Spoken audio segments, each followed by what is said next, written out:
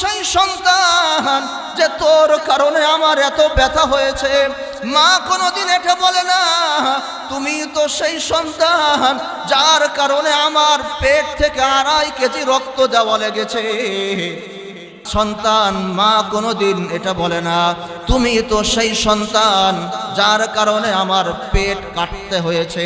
মা নিয়ে বুকের সাথে জড়িয়ে আল্লাহকে ডাকে বলে আল্লাহ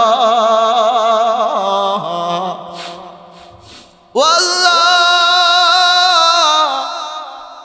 আমার মাথার ভিতরে যতগুলো চুল আছে এই পরিমাণ হায়াত তুমি আমার সন্তানকে দিয়ে দাও।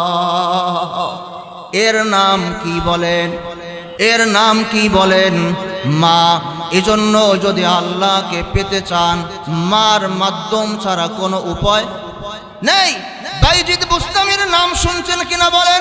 আল্লাহর নবী বিশ্ব নবী রাহমাতুল লিল আলামিন জনাবে মুহাম্মদুর রাসূলুল্লাহ সাল্লাল্লাহু আলাইহি ওয়াসাল্লাম বলেন হুমা জান্নাতুকা হুমা নারুকা, তোমার মা বাবা তোমার জন্য জান্নাত অথবা তোমার জন্য জাহান্নাম।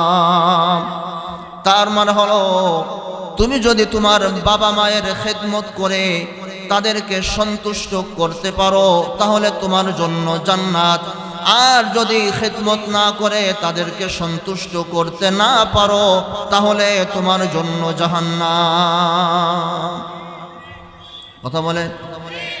অপর হাদিসে আল্লাহর নবী বিশ্ব নবী রাহমাতুল লিল আলামিন জনাবে মুহাম্মদুর রাসূলুল্লাহ সাল্লাল্লাহু আলাইহি ওয়াসাল্লাম ঘোষণা করেছেন ও দুনিয়ার মানুষ শুনে নাও, কান খাড়া করে শুনে নাও। আপনাদের কান খাড়া আছে তো? হ্যাঁ আছে তো, সবার কান খাড়া। ও দুনিয়ার মানুষ তোমরা কান খাড়া করে শুনে নাও।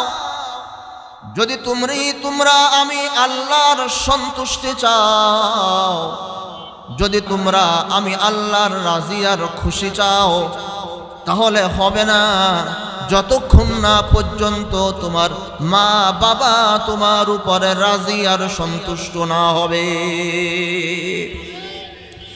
তার মানে হলো তোমার বাবা মা তোমার উপরে খুশি না,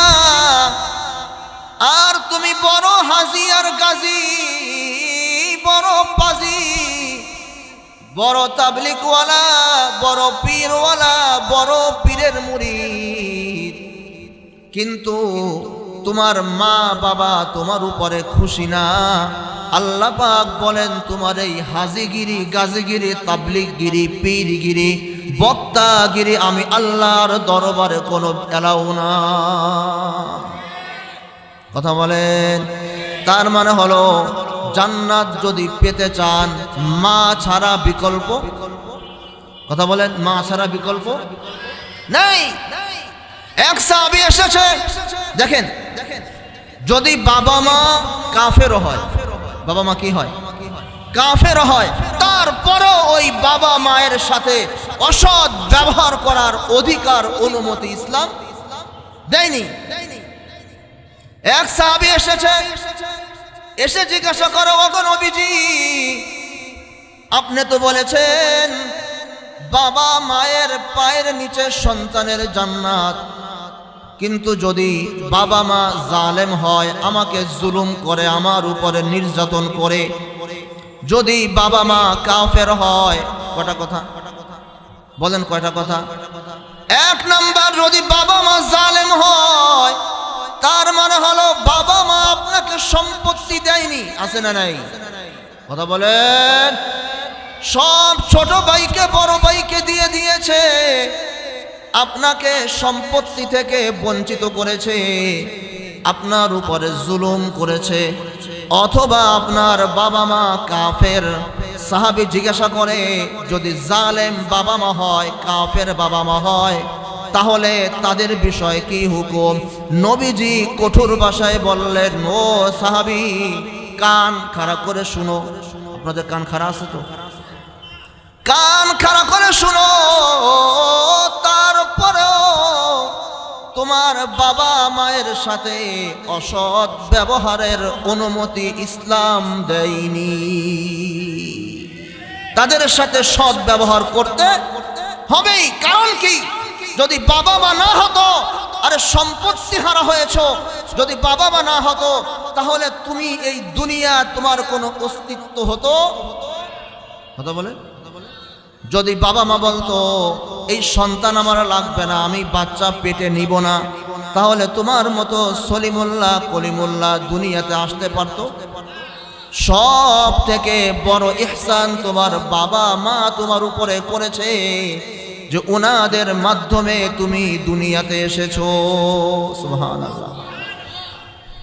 এবার প্রশ্ন হলো, এত কিছু করার পরও বাবা মার অবাধ্য হতে নিষেধ করা হলো কেন?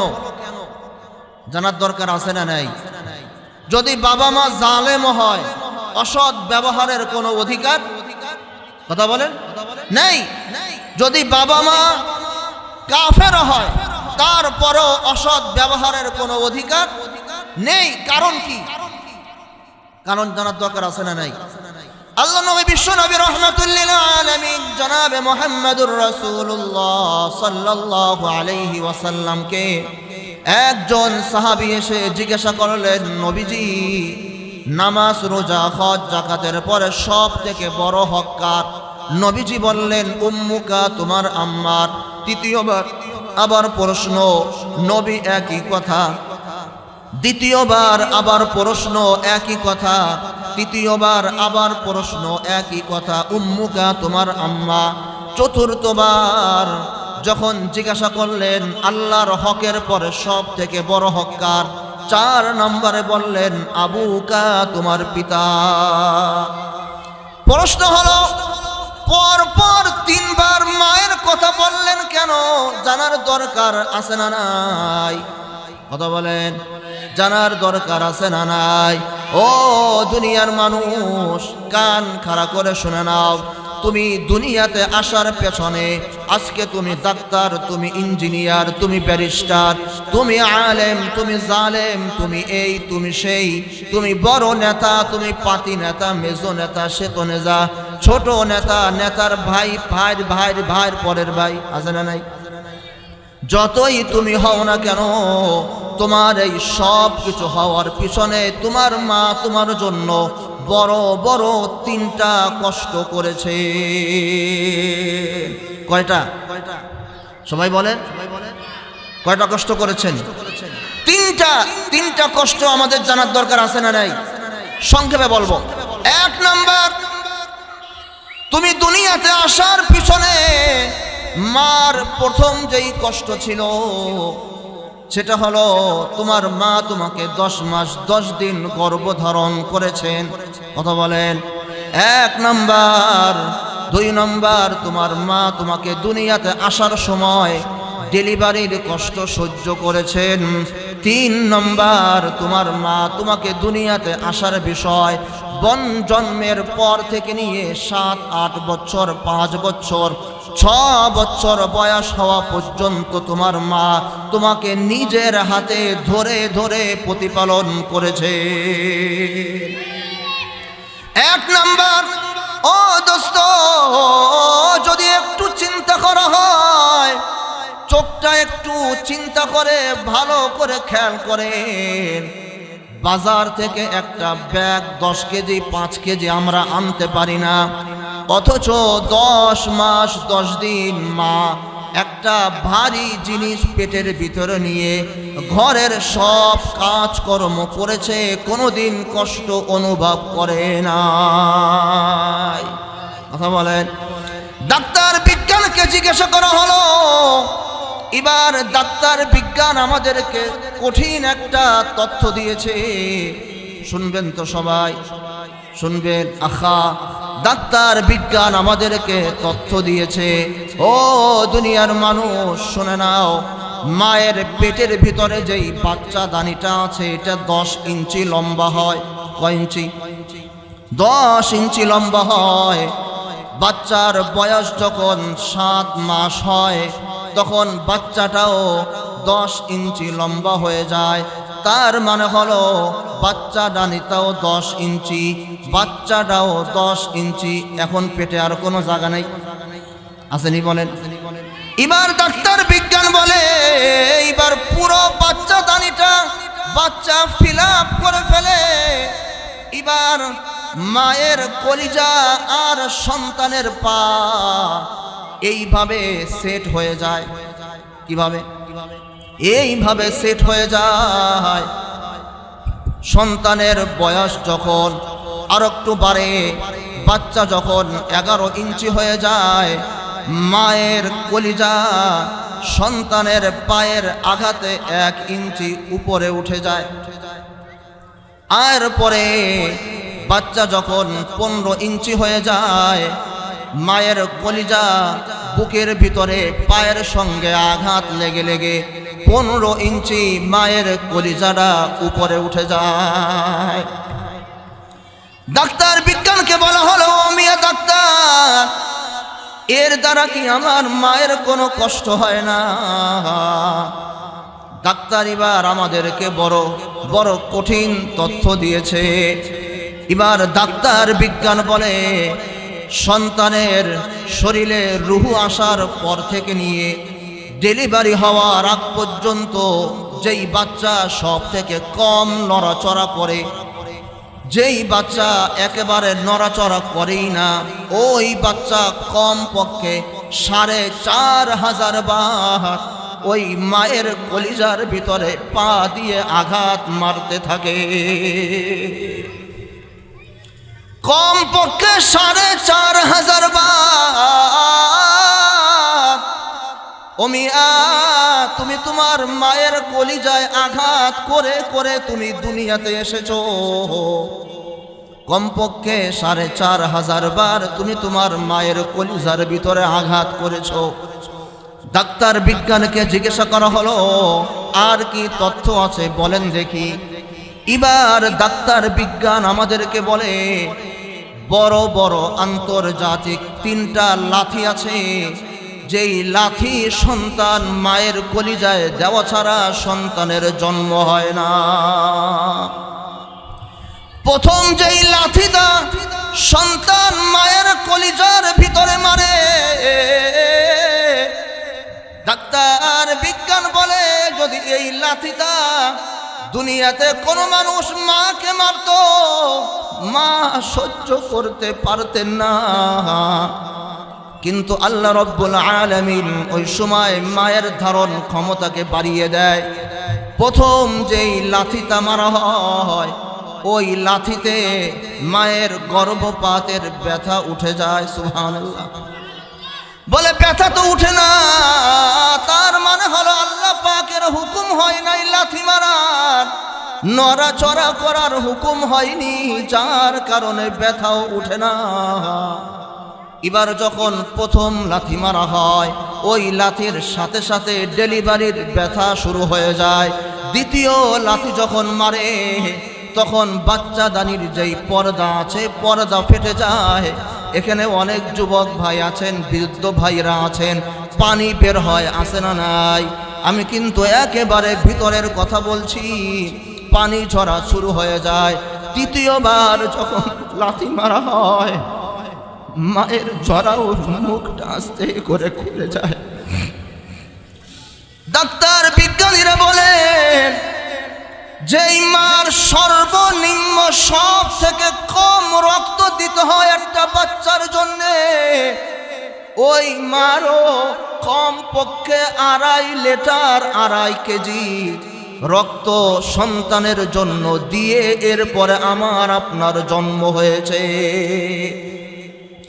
যদি একটা বাচ্চার নর্মাল ডেলিভারি হয়, সিজারে না নর্মাল ডেলিভারি, নর্মাল ডেলিভারিতে ডাক্তার বিজ্ঞানীরা বলে কম পক্ষে 2.5 কেজি রক্ত মার দেওয়া লাগে সন্তানের কারণে। আর যদি সিজার হয়, তাহলে তো ডাক্তার আগের থেকেই বলে থাকে, খবরদার, হতে পারে রক্ত লাগতে পারে, আপনি আগের থেকে ডোনার ঠিক করে রাখেন, আছে না নাই? ও দুনিয়ার যুবক, তোমাকে জিজ্ঞাসা করতে চাই, তোমার মাকে তুমি কমপক্ষে 4,500 বার লাথি দিয়ে তুমি দুনিয়াতে এসেছো। কমপক্ষে তুমি তোমার মার 2.5 লিটার রক্ত দিয়ে তুমি দুনিয়াতে এসেছো। তোমাকে জিজ্ঞাসা করতে চাই, আজকে তোমার বয়স 40, আজকে তোমার বয়স 60, আজকে তোমার বয়স 80, 90, 100। এই লম্বা বয়সের ভিতরে তোমাকে জিজ্ঞাসা করো, তোমার মায়ের জন্য তুমি ক ফোঁটা রক্ত দিয়েছো? কথা বলেন, কয় ফোঁটা রক্ত দিয়েছেন? হায় রে হায়, 1 ফোঁটা রক্ত কোনোদিন আমি আমার মার জন্য দিনে। এত কষ্টের পরে যখন ডাক্তাররা আমাকে আমার মায়ের সামনে আনা হলো, এবার মা কি বলে? মা কোনোদিন এটা বলে না, তুই তো সেই সন্তান যে তোর কারণে আমার এত ব্যথা হয়েছে। মা কোনোদিন এটা বলে না, তুমি তো সেই সন্তান যার কারণে আমার পেট থেকে 2.5 কেজি রক্ত দেওয়া লেগেছে। সন্তান মা কোনোদিন এটা বলে না, তুমি তো সেই সন্তান যার কারণে আমার পেট কাটতে হয়েছে। মা নিয়ে বুকের সাথে জড়িয়ে আল্লাহকে ডাকে বলে, আল্লাহ ও আল্লাহ,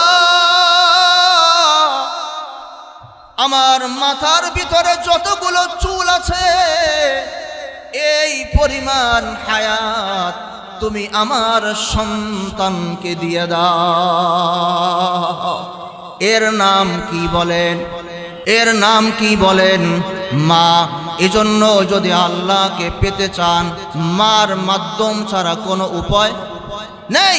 বাইজিদ বুস্তামির নাম শুনছেন কিনা বলেন? কথা বলেন। আরে বাইজিদ বুস্তামি তাহাজ্জুদ দিয়ে আল্লাহর ওলি হয় নাই।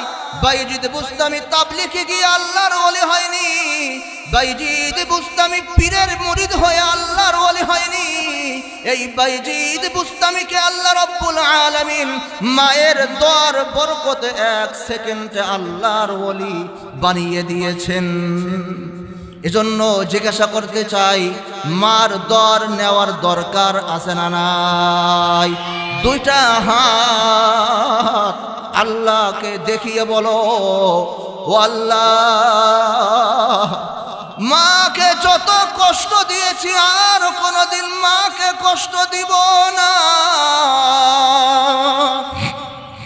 যতবার মাকে গালি দিয়েছি আর কোনোদিন গালি দিব না। হায় রে হায়, ওয়াদা করা চায়, যদি কারোর মা জীবিত থাকে আল্লাহকে সাক্ষী রেখে বলো, আজকে রাত্রে গিয়ে মার 2টা পা জড়িয়ে ধরে বলবা, যুবক, জীবনে যা করেছি মা করেছি, আর কোনোদিন তোমাকে কষ্ট দিব না। বলেন, মা আর কোনোদিন তোমাকে কষ্ট দিব না। ওয়াদা, ওয়াদা করা চাই, ওয়াদা, আর কোনোদিন মাকে কষ্ট দিব না। বলেন বলেন বলেন, আর কোনোদিন মাকে কষ্ট দিব না। আল্লাহকে সাক্ষী রেখে বললাম, আল্লাহ, আর কোনোদিন বাবা মায়ের অবাধ্য হব না। আল্লাহু আকবার। হাত নামান।